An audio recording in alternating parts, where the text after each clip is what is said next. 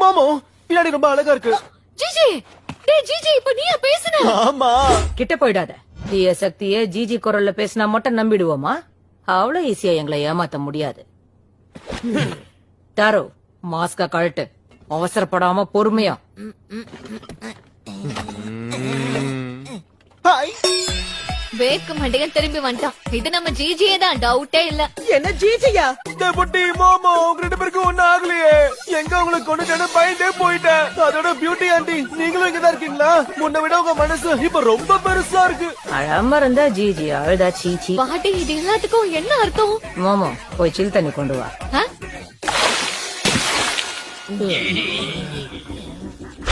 நல்லா கேட்டுக்கோங்க, நாம எல்லாரையும் கொல்லாம விட மாட்டேன்.